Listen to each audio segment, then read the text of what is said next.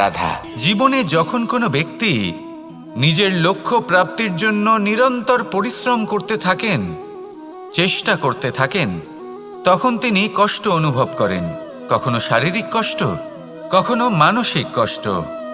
এবার উনি এটা ভাবতে থাকেন যে আমি কি উচিত করছি নাকি অনুচিত করছি। কারণ অন্যদিকে এমন একজন ব্যক্তিও আছেন যিনি একদমই পরিশ্রম চেষ্টা করছেন না।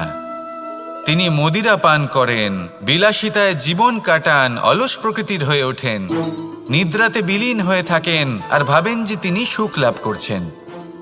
কিন্তু এরকম কেন হয়? কারণ যখন আমরা সৎ পথে থাকি, উচিত পথে চলি, লক্ষ্য প্রাপ্ত করার জন্য চেষ্টা করতে থাকি, তখন আমাদের ভেতরে থাকা নেতিবাচক শক্তি এবং পাপ এই দেহকে ত্যাগ করে দেয়।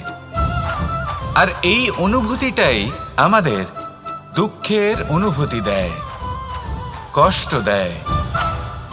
এবার সেখানে যদি আমরা কুপথে চলি, অনুচিত পথে চলতে থাকি, তাহলে আমাদের ভেতরে থাকা পুণ্য এবং ধনাত্মক শক্তি আমাদের দেহ ত্যাগ করে দেয়। আর এই অনুভূতির কারণেই আমরা সুখ অনুভব করি। কিন্তু কখনো ভাববেন যে এই সুখ বেশি সময় পর্যন্ত থাকে না। সেই জন্য সবসময় মনে রাখবেন, যদি আপনি জানেন যে এটাই আপনার লক্ষ্য, এটাই উচিত পথ, শুভ পথ, তাতে নিরন্তরভাবে এগিয়ে যেতে চেষ্টা করতে থাকুন। এই কষ্ট আপনাকে সুখের পরাকাষ্ঠায় কখন পৌঁছে দেবে তা আপনি জানতেই পারবেন না।